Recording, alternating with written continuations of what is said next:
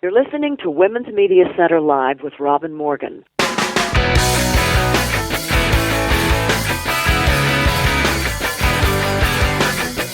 Welcome to Women's Media Center Live. I'm Robin Morgan. I have had such pleasure speaking with my three guests today. The first is Sharmeen Obaid-Chinoy.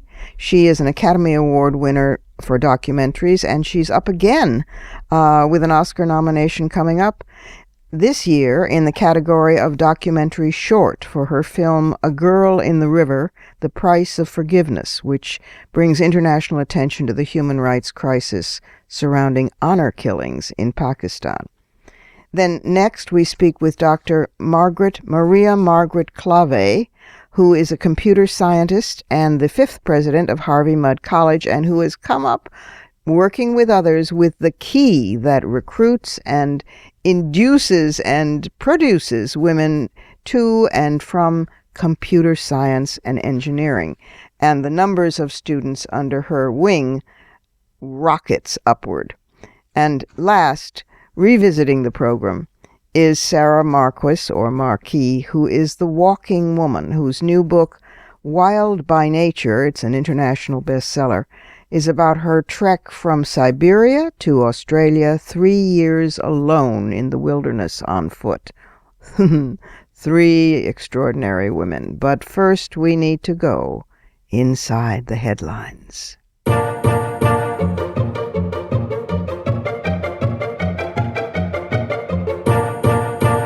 Ah, those headlines. Well, let's start in passing with former New York State Governor Eliot Spitzer, who you may recall fell from grace and office because he was caught having patronized with lots and lots of many thousands and thousands of dollars, patronizing a brothel. So he was buying women's bodies for his pleasure, and when he attempted a comeback, in fact, I think there have been 2, one as a television host, each time he just bombed. And he was in the middle recently of a third attempted comeback when it has been alleged that he choked a woman, possibly trying to choke her to death, in a hotel room in Manhattan in the last week or so. So the woman has fled the country, making it difficult for them apparently to actually charge him, but the investigation is ongoing. There's so much for Governor Spitzer's changing his behavior.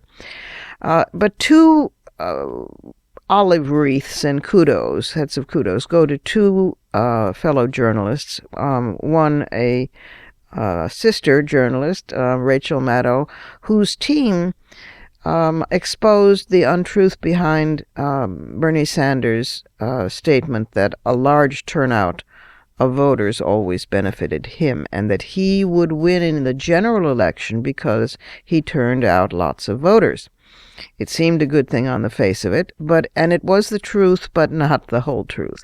He claimed that in both Iowa and New Hampshire there were record turnouts of voters, and that this was basically his doing, and he could repeat the same thing against the Republicans in a general. It turns out that there were record turnouts in both Iowa and New Hampshire, but they were from the Republican part of the voter electorate, and they were for the Republican candidates, not for the Democrats. In fact, the Democrats who turned out in both places were down in numbers from previous turnouts. So this is an interesting upset to his argument, which, as I say, was the truth, but not the whole truth. And we will see as we approach those states now where the electorate is multicultural and contains voters of color, yay, who turns out and for whom and when and why. One more set of kudos goes to another journalist, John Oliver, who returned to HBO with a new season of Last Week Tonight, and wonderful airing of Mitch McConnell of the Senate speaking in a previous situation about appointees to fill Supreme Court seat vacancies, and about how blocking them, this was when the roles were reversed and a Republican was up, Blocking them is unconstitutional. It should be done by the Senate. It should be advised on by the Senate, excuse me, and consented to by the Senate right away. And blocking or delaying such procedures as called for in the Constitution was a violation of the Constitution. Do give yourself a treat. Do, if you haven't seen the John Oliver episode, go to YouTube and check it out. It's his first episode of this season. And the Mitch McConnell tape of him saying these things right out there, now, of course, that he's saying the opposite, is a treat not to be missed. As for the death of Justice Antonin Scalia, stay tuned, because I deal with that in fighting words.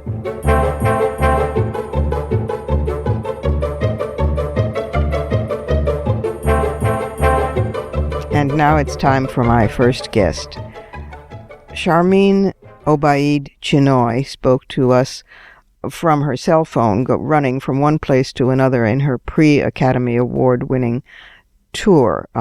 She is the first Muslim woman to be nominated for an Oscar. She's won one, and she's nominated again this year in the category of documentary short for her film A Girl in the River, The Price of Forgiveness. And that film has become an international focus point for protests on changing laws and attitudes in Pakistan about the many, many honor killings that occur each year. It's a Romeo and Juliet love story, but it's one with a different ending. Sharmeen Obaid-Chinoy, Sharmeen, if I may call you that, welcome to the program. Thank you so much. You're an Academy Award winner, and this film is now up for a new Oscar nomination in the category of documentary short. But what's more important than even that is that A Girl in the River, The Price of Forgiveness, which is the name of this stunning film, brings global attention to the human rights crisis that surrounds the honor killings of women in Pakistan. This was a very risky journalistic film to make. It must have been. It was risky to make only because nobody wants to talk about the issue of honor killing. Yes. It's considered to be an issue that's in the domain of the home. That it shouldn't go outside the four walls, that somehow it has to do with shame and honor. Right. And that if a father kills his daughter, or if a brother kills his sister, or a husband kills his wife, it's not for the state to interfere. It is within the family to decide what has happened. And to start a national discourse and for people to realize that it is a serious, heinous crime, that it is not in the domain of the family, that it is cold-blooded, premeditated murder, that was, that is challenging. Yes. Because the problem with honor killings for so long has been that people have been killed, women have been killed, men have been killed in the name of honor, and very few cases have been reported. And even those cases that have been reported, there is a loophole in the law which allows for forgiveness. So if a father kills his daughter, his wife can forgive him. Yes. Brother kills the sister, the parents can forgive. So the rate of people who have actually gone to jail has been so low that people don't think of it as a crime. You can go into small towns and villages across Pakistan, even medium-sized cities, and you will find people who know of people who have killed in the name of honor and have not gone to jail for it. Yes. Because people don't go to jail for it, people think that it's not a crime. And there's a lot of pressure, isn't there, from the community to make an act of forgiveness so that the men don't go to prison. Yes, yeah. Absolutely. This is a particularly egregious example of what happens to women in the quote-unquote private realm, but it's true all over the world, whether it's battery, whether it's incesting young girls and boys, for that matter, whether it's spousal abuse of any sort. Because it happens in the so-called private realm, and women are confined largely to the private realm, it hasn't been considered a human rights violation. In this country, in the United States and in Europe, it took a long while for the women's movement to put battery and incest and on the legal map, for that matter, marital rape. So this, of course, in Pakistan is a is an even more vivid example of that human rights needs to get into the private realm as well. But tell the story of A Girl in the River, because it's so moving. It's a Romeo and Juliet story, but with a different ending. Tell us. Well, it's the story of an 18-year-old girl called Saba who was engaged to a young man named Kaisar, but her uncle did not want her to get married to him. He wanted her instead to marry someone else. And so she ran away from home to get married to Kaisar. And the day she got married, her father and uncle came to her in-laws' house and said that they had forgiven her and that she should come back home and that her in-laws should come and collect her honorably. But what happened was that instead of taking her home, they took her to a dark wooded forest, shot her point blank, put her in a gunny bag, and threw her in the river. She miraculously survived. And the beauty of the story is that not only did she miraculously survive, but in this small town where the body washed up to the shore, all of the social services worked. Rescue 1122, which is like the 911 of Pakistan, worked. The paramedics arrived. They took her to a local hospital. The man in charge of the local hospital has daughters of his own. He got all his best surgeons out. They operated on her, saved her life. The local policeman was so horrified to learn that what her father and uncle had done, that he put a special task force together and arrested the two of them and sent them to jail. So the beauty of it was that the social services worked for her and saved her life. Yes, hallelujah. That is a different story then. Yeah, and then the pressure to forgive kicked in. Absolutely. And she fought back, didn't she? Yes, she did. She had a really fantastic pro bono lawyer, Asad Jamal, who helped her get legal representation, wanted her to fight. But then her in-laws were pressured by society and those all around her to say that, she's bringing further shame by insisting to fight this case, that she needs to live in this environment, that her father is the sole breadwinner of the family, that she needs to forgive, and months and months and months, and she was just completely worn down. And she arrived in court one day to find out that her lawyer had been changed, and that she was going to have to forgive her father and her uncle. And eventually she did. And there is a moment in the film when the father is walking free, in which she says, "Look, I forgive him for society, but in my heart, he will always be unforgiven." Yes. Yes. Such extraordinary courage. I mean, if that's not the front line of the global women's movement, I don't know where it is then. And that you've documented it. And I have to say, Sharmeen, even though it's a documentary film, it's a true story, and it is accurate to the highest degree of journalistic integrity. It is also a work of art. And if anything can change these practices, I've read that in Pakistan alone, over 1,000 women a year who are regarded as having compromised the so-called honor of their family are pressured by community elders to forgive their attackers. And if anything can change these kinds of laws all over the world, it has to be something that will go direct to the heart. It does more to change people than all the political rhetoric in the world.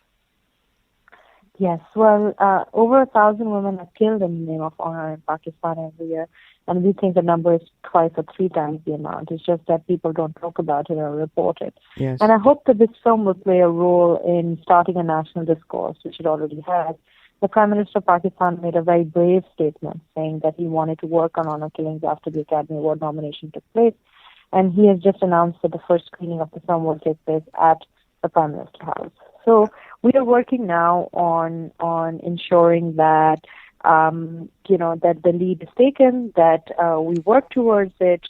And it's something that Pakistan needs to acknowledge. It's not in our religion or our culture. Right. We really need to do something about it. Yes, so much is committed in the name of religion or culture when in fact it is in neither. But it's a local tradition or assumed to be, and because it enhances power of those who hold power, it's clung to, Yes, absolutely. But this is a beautiful film. It's going to be around for a long time and make history or herstory. But we are all going to be rooting for you, of course, on Academy Awards night for a Girl in the River, The Price of Forgiveness, to get the Oscar that it deserves in the category of documentary short. But whatever happens, it is a great film, just simply that. Find it, see it. Is there a website we should send people to, Sharmeen, where they can find out about it?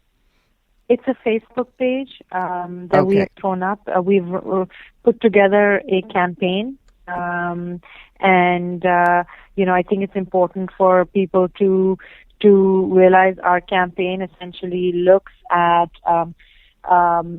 starting and changing the law in Pakistan. It's called The Price of Forgiveness, and people can find that on Facebook. Wonderful. So Facebook, The Price of Forgiveness. And the film itself is called A Girl in the River, The Price of Forgiveness. Thank you so much. The film is going to be on HBO on March 7th, but it's also playing in theaters, part of Shorts HD, Oscar-nominated documentary films around the United States. So look up and see. It might be playing near you. That sounds wonderful. In theaters and on HBO, on television. And you are just a gift to art, to filmmaking, and to women most certainly, and to men of conscience as well. Thank you so much for this film. Thank you for your body of work, and may it continue long and more and more of it. And thanks for being with us on Women's Media Center Live. Thank you. Thank you. It's time for a short break here at Women's Media Center Live. I'm Robin Morgan. But don't go away, because I'll be back directly with a woman who holds and turns the key that gets more young women into computer science, where we need to be, and in fact, into STEM fields in general.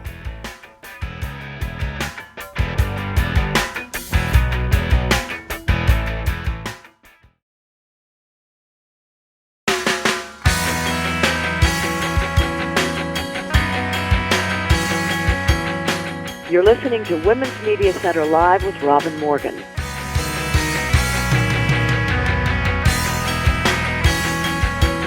Welcome back. Dr. Maria Klawe, it's actually spelled Klawe. Dr. Klawe is a computer scientist, and she is the president of Harvey Mudd College. She was born in Toronto, but became a naturalized U.S. citizen and was previously dean of the School of Engineering and Applied Science at Princeton. And boy, wow, girl, does she ever have a plan for getting women into computer science, and it works. Dr. Klawe, Maria, if I may, welcome to the program.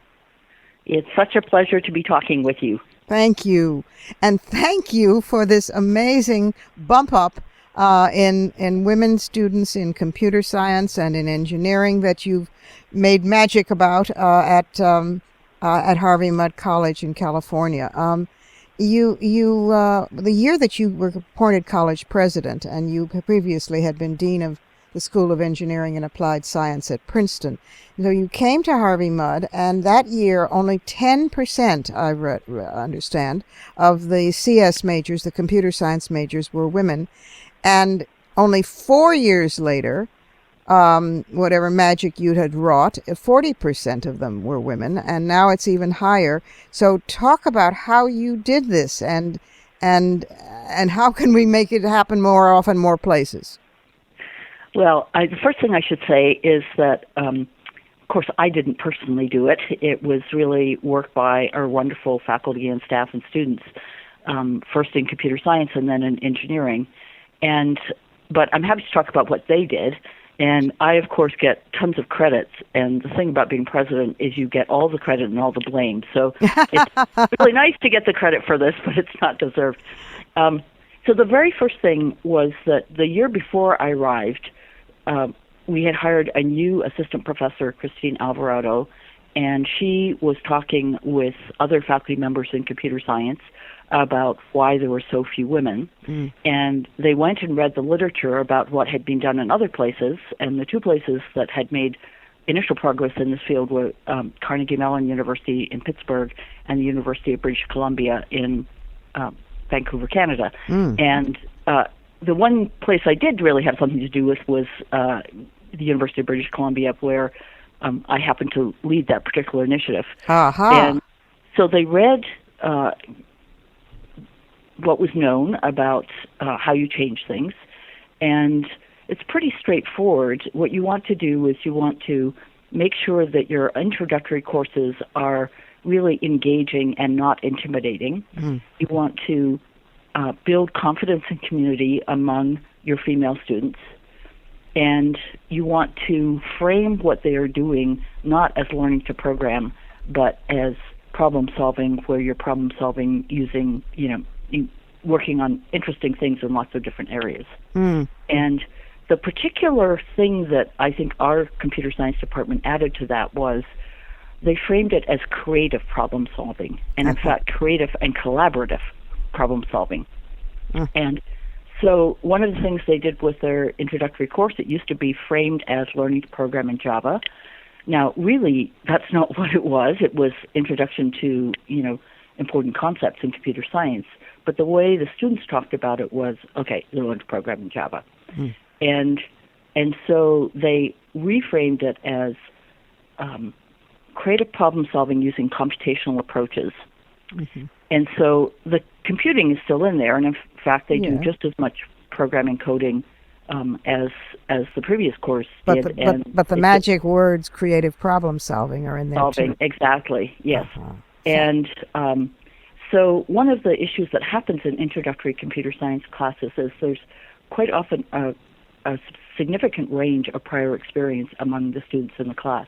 Mm-hmm. And there's often a few, usually male, students who seem to know even more than the instructor and who talk a lot about what they know during class time. And that's very intimidating for the other students in the class. Sure. So we did two things to address that. One was that we divided the class, the sections in the introductory course into those students who had prior experience, which would typically be an AP computer science course, and the students who had no prior experience. Mm-hmm. And we called those our school colors are gold and black and white, and we called the one with no prior experience CS5 gold, and the one with prior experience CS5 black. And you can tell even just by choosing those colors. Yeah. Gold sounds like the good one to be in. And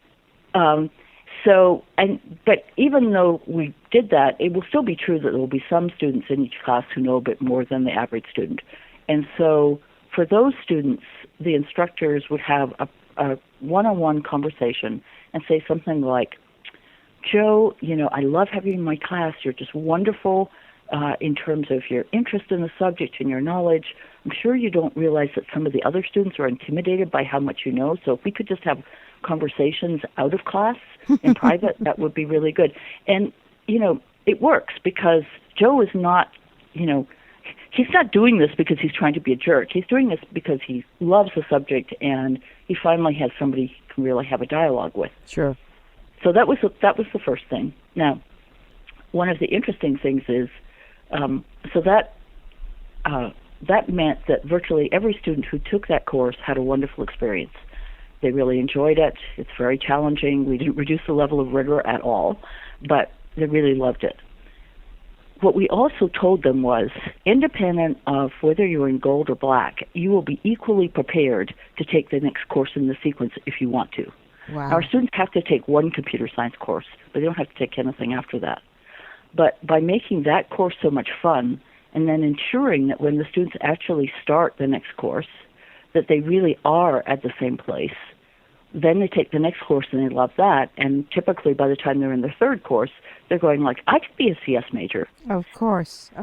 So one of the things that I actually didn't understand for a number of years was how they made sure that the students in both sections of the course were at the same place at the end of one semester. So what they did was, for the students in black who know about half of the material that's in that course beforehand, they just skim over that material and they fill in the rest of the time with really interesting stuff that is not useful until they're in their junior or senior year in computer science. Huh. Interesting. And so they're keeping them really engaged.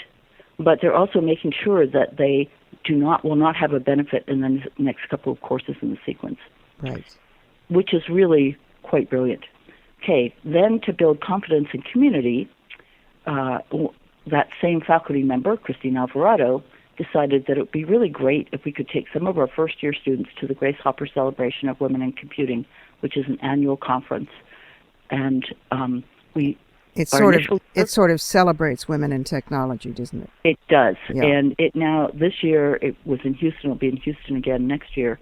There were 12,000 attendees, of whom maybe 500 were male. So it's an amazing experience to go in and see all of these really wonderful women who are super excited about technology. It's everything from high school students to the most senior women in the field. Wow. And there is just passion and excitement. So you brought students there so they could literally visualize. You know, we have a saying in the women's movement, you have to see it to be it. Yep. So they could see that this was possible and a reality. Exactly. And so we've been taking, one year we took about 40 of our incoming students, and we're a very small place, and so that actually disrupted class schedules. So now we take 25 first-year students and typically another 30 or so more senior students to the conference. And there's just no question. They come back and they know it's possible. The third thing we did was introduce, for 4 years, we had a grant that allowed us to take about 10 first-year students after their first year at Harvey Mudd and put them in a research group for the summer. And we know research shows that both for women and underrepresented minorities, early exposure to research is going to make them more likely to go on to graduate school and also more likely to actually graduate in the major. Now, we still do that, but we now offer it to male students as well. And one of the things that has happened at the college is we made a lot of progress on gender in my first 5 years or so, and just in the last 3 years we're making a lot of progress on racial diversity as well. And so this is wonderful. It is wonderful. So now let me talk just for a second about engineering, because at the same time as this was going on in computer science, engineering, which was probably between 25 and 30% female when I arrived, is now running between 40 and even 55% female. We graduated a couple of years ago, our first class that had more women in it in engineering than men. It was 50%. My God. And this year we'll graduate for the first time ever our first class in our first physics graduates, which will be more female than male. Wow. So, and using the same approaches. Very similar approaches. In engineering, again, it's very much framed as creative problem solving. In physics, I would say, one of the things about physics is we have 5 out of our 12 physics faculty are female, which is very high. Mm-hmm. And, a number of those faculty are really quite passionate about women in physics, right, and so on. What I find so moving about this is some time ago, we had a guest on the program from UC Berkeley. I think Lena Nilsson was her name, and she was talking about a program related, sort of similar, vaguely parallel there. And she used the phrases, if women come into STEM fields when they understand that they can do socially meaningful work. And there's a quote from yours saying that you have students working on things like educational games and a version of Dance Revolution for the elderly. This was back in terms of just computer technology. And you said they use computer technology to, quote, actually work on something that mattered. And I find this so moving that it's the disadvantaged groups, women and also men of color and of different ethnic groups who know very well the need for social justice. And so when these supposedly arcane subjects are presented in a way where they're socially meaningful, where you can do work that changes the world, who wouldn't be more interested? Well, that's absolutely true. It's very compelling, and it's so much more interesting than a kind of boys and their toys abstract approach of just loving gears and machines and algorithms. And I mean, I'm sure that there are some minds that are suited toward that, but it creates a mystification and a separation from reality and from changing the world for the better, that has driven many people away. And this is such a transformation for the fields of all the STEM fields, that I congratulate you on it and thank you for it. One of the things we also try to do is we try to make sure that we can share what has worked for us with other institutions. And so right now, together with the Anita Borg Institute, which happens to run the Grace Hopper Celebration of Women in Computing, we are doing a project called BRAID, which stands for Building Recruiting and Inclusion for Diversity, where we're working with 15 departments, computer science departments across the country, to try and use the same approaches so that they can diverse the students who are majoring in computer science. Another great resource for computer science departments is the National Center for Women in Information Technology, which again, and we're working with them on the BRAID project as well. Every institution that really genuinely makes an effort has been very successful. Yes, well, we also need to celebrate Harvey Mudd for its laboratory effect, and you, and onward to a really diverse population in science and technology and engineering. And thanks for the work you have done and will do, and for being with us on Women's Media Center Live. Well, it's a pleasure. Thank you for having me. And guess what it's time for now? Yep, the Surrealism Corner.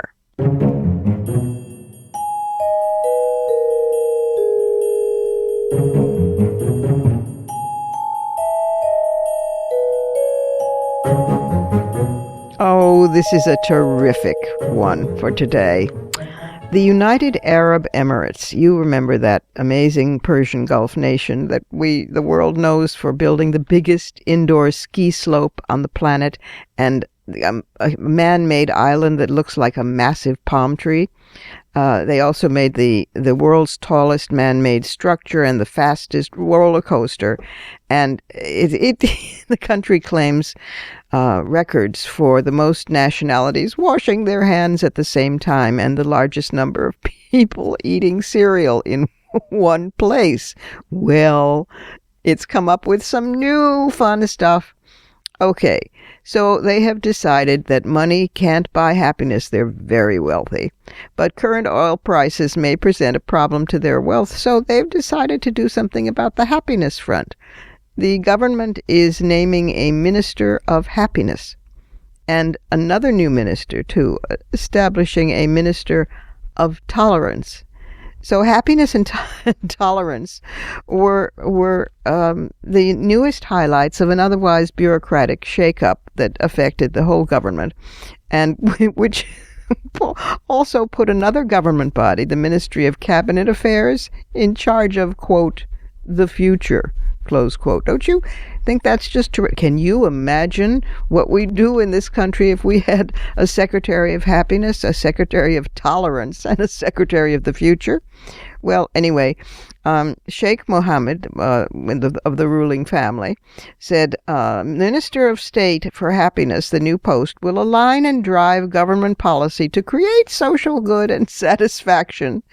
And the post of Minister of State for Tolerance has been created to promote tolerance as a fundamental value in the UAE society. Good luck with that, Sheikh, because the government remains dominated by unelected royals, and those who criticize them or engage in political activity of pretty much any kind risk arrest, prosecution, and imprisonment. Happy, happy, happy. You can be happy as long as you don't make any ripples, let alone a wave.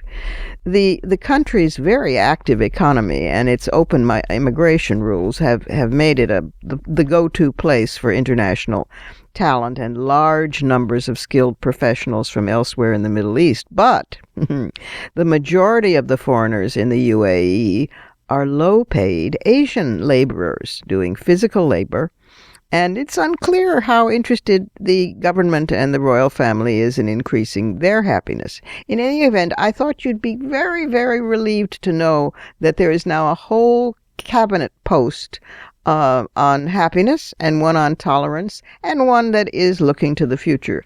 And I personally would not like to be the minister of any of those three, but it'll be very interesting who gets the job.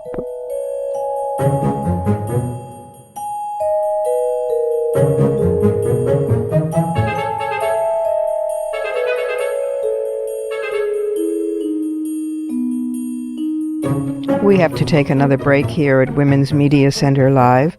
I'm Robin Morgan, and I will return with a woman who walks alone across vast stretches of the planet, and in a strange way, despite her uniqueness, is like you and me. Don't go away. Stick with us.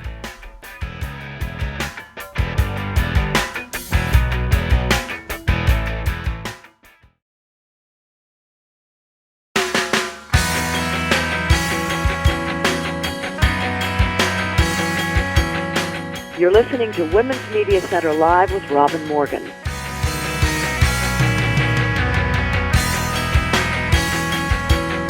And welcome back again.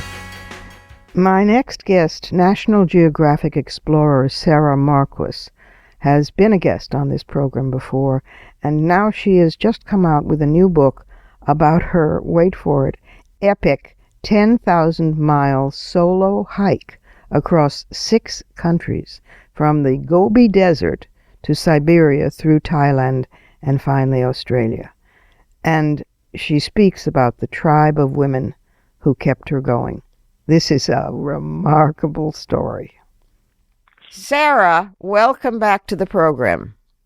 Hi, how are you doing? I'm doing very well, thank you, and I'm so pleased that the latest expedition is yours is over, and that it came out safe and sound and adventurous, and that you're back here at Women's Media Center Live with the debut in English of a book that is already an international bestseller called Wild by Nature: From Siberia to Australia, 3 years alone in the wilderness on foot. Oh my God, Sarah. My listeners may remember you've done the program before when I sought you out to find out what made a woman, any adventurer, but in particular a woman with a feminist consciousness, just walk basically around the planet, sometimes for weeks, months, years on end. And what especially has always interested me is not only the physical, stunning feat of it, but the emotional and metaphysical and psychological fortitude that it takes, and the dealing with fear, all of the things that the rest of us women do on a daily basis on a much different scale. And we talked about that. So let's start, for the people who haven't heard the previous interview, with how and why you came to do this. Well, it started from a long time ago when I was a kid. If you ask my mom what happened to Sarah, she will say, "What do you mean?" Because I always been in the forest. I always spent my childhood with nature, try to find some clues and try to sneak under a rock or a log, or to see a frog somewhere. That's me. That's Sarah. And actually, I haven't changed. I just been following my heart, and I believe we all got this mission. I've been following my heart, and today I'm a National Geographic explorer, which is, at the end of the day, I haven't changed. My way of seeing life, it's through curiosity.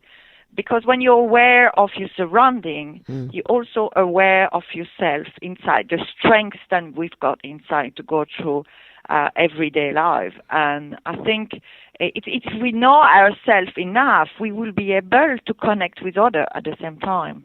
Yeah, it makes perfect sense. It's just, my God, you were in Mongolia, you were in the Gobi Desert. This in this book, not even in the most recent adventure. And I assume and hope there will be another book about that. You'll come back and talk to us again. But in Wild by Nature, it's a trek literally from Siberia to Australia. You get dengue fever at one point. You have to briefly suspend the one-woman expedition because you have an abscessed tooth that is threatening to, poison your entire system. Mongolian horsemen thunder by night after night and try to trample down you in your tent.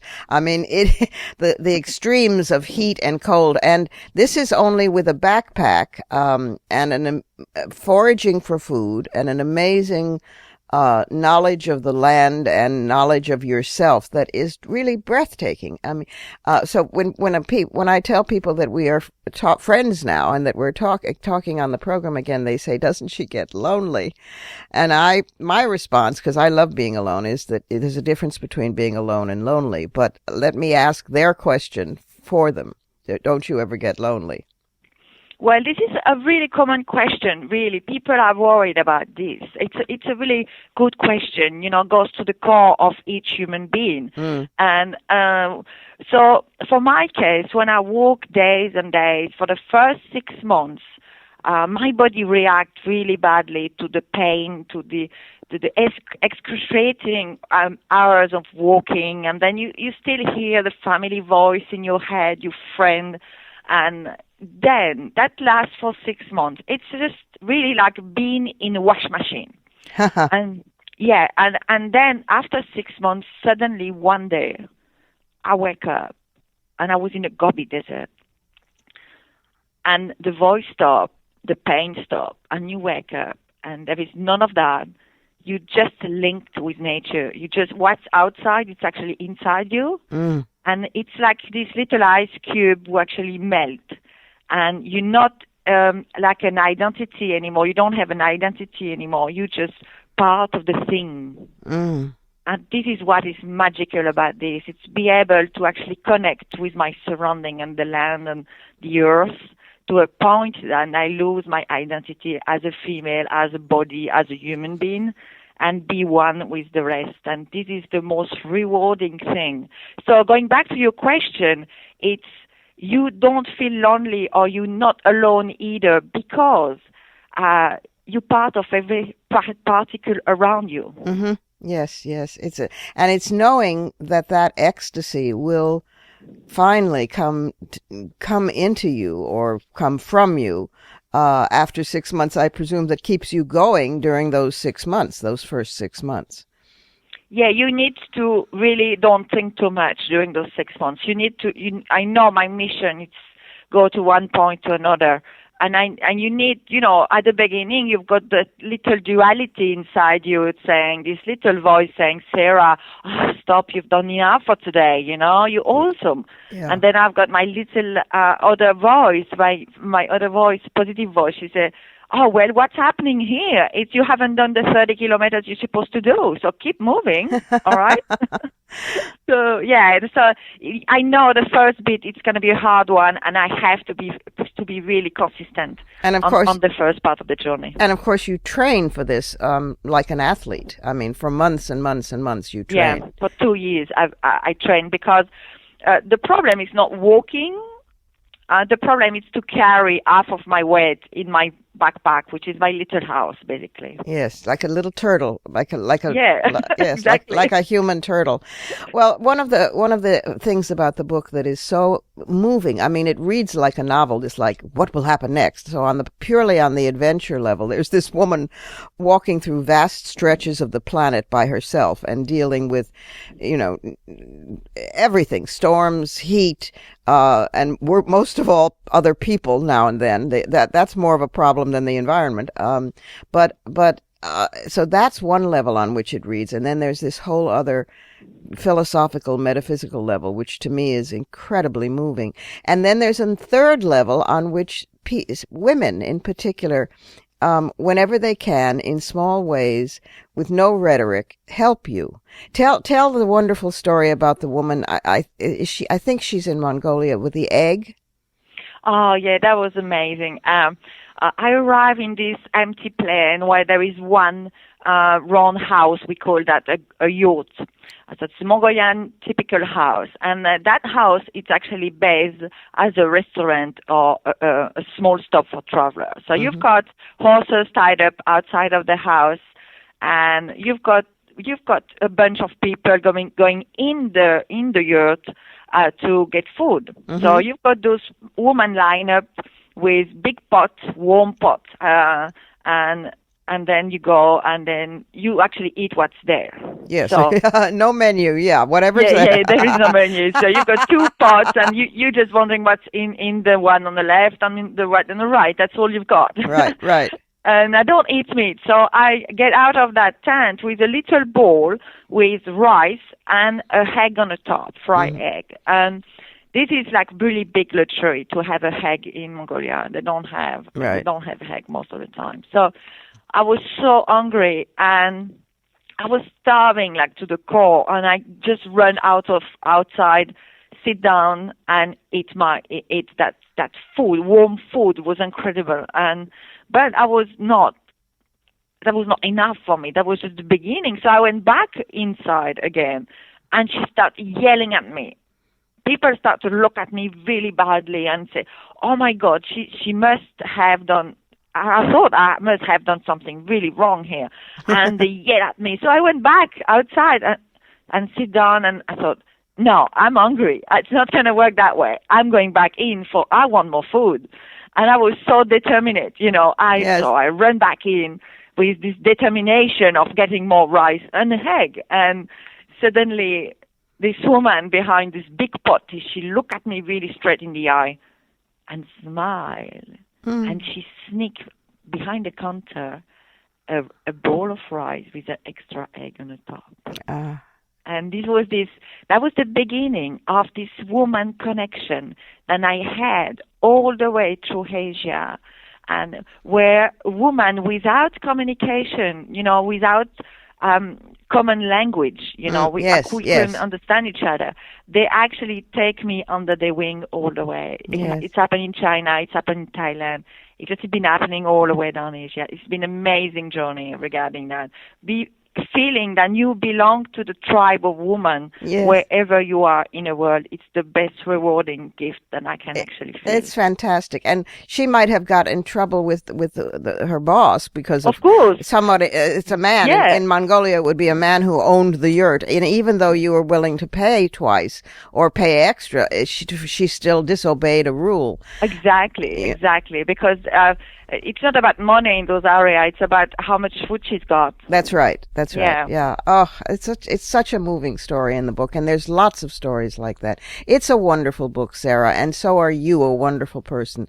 Thank you for the life that you lead and the example you set and the way you connected to quote unquote ordinary women like the rest of us, who are on our own expeditions. And I can't recommend this book enough. It's wild by nature. The subtitle is From Siberia to Australia, 3 Years Alone in the Wilderness on Foot by Sarah Marquis. That's Marquis, the National Geographic Explorer of the Year. Sarah, thank you, and have a safe and wonderful book tour. And we can't wait for the next book and the documentary film about you, and come back to us again on Women's Media Center Live when they're out. Thank you, Robin, so much for having me again. It has been a really big pleasure. And we need to take one more brief pause here at Women's Media Center Live. I'm Robin Morgan, but I will be back directly because upcoming is Some Fighting Words.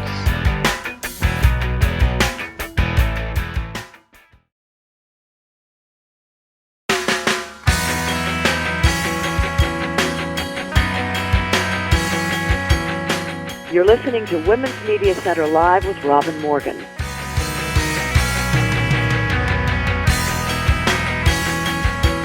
And welcome back again to Some Fighting Words.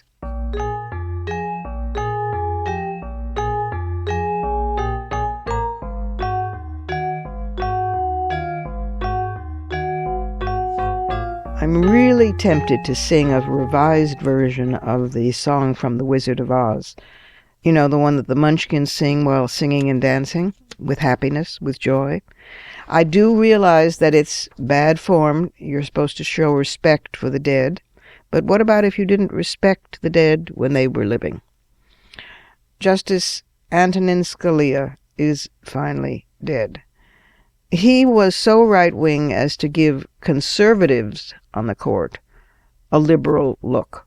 And also, his viciousness and comments helped the degradation of discourse in this country to get to the point of the Donald Trumps and Ted Cruzes today. Homosexuality, to him that was like murder, like incest, He famously said, "The Constitution does not require discrimination on the basis of sex." Thanks a lot. "The only issue is whether it prohibits it. It doesn't." Well, thank you very much, Nino. That's all the more reason then we need an ERA. As for his positions on reproductive rights of women, abortion and contraceptive use, he was he brought his Roman Catholic Sicilian Italian observance right onto the bench, and separation of church and state somehow he'd never heard of. In fact, when his colleague, Justice Sandra Day O'Connor, the first woman on the court, apparently made the mistake of refusing to join him in an effort to overturn Roe v. Wade in the case of Webster, but he dismissed her reasoning, a colleague justice, as irrational and not to be taken seriously. He recently said that black people would be better off in lesser schools where they didn't feel they were being pushed ahead in classes. He referred to voting rights as perpetual racial entitlement. He felt that executing intellectually disabled people was a perfectly okay thing to do because, hey, everybody had been doing it for a while, so where's the problem? And that executing innocent people was also okay when faced with the development of DNA science that proved many people who had been executed had actually been innocent, and so were people sitting on death row for decades. His response was basically, well, that couldn't be, because if such an event, that is DNA proving innocence, if such an event had occurred, we wouldn't have to hunt for it. The innocent's name would be shouted from the rooftops by the abolition lobby. Actually, it's very difficult to unearth DNA evidence when a case is decades old. It all boils down basically to his being profoundly racist, sexist, homophobic, and super right-wing, taking cover under being an originalist, supposedly, in terms of the Constitution. That is, defining his laws and his judgments based on what the original intent of the Constitution was by the framers, which apparently he had a direct line to interpret. The Constitution, he said, was not a living document. It was dead, and it only had to be interpreted in terms of what the realities were at the time of its framing. So it's interesting to have an argument posed against him in the following way. Quote, "I know also that laws and institutions must go hand in hand with the progress of the human mind. As that becomes more developed, more enlightened, as new discoveries are made, new truths disclosed, and manners and opinions change with the change of circumstances, institutions must advance also, and keep pace with the times. We might as well require a man to wear the same coat which fitted him as a boy, as civilized society to remain ever under the regimen of their barbarous ancestors." Those words were written on July 12, 1810, by Thomas Jefferson. So, ding dong, the judge is dead.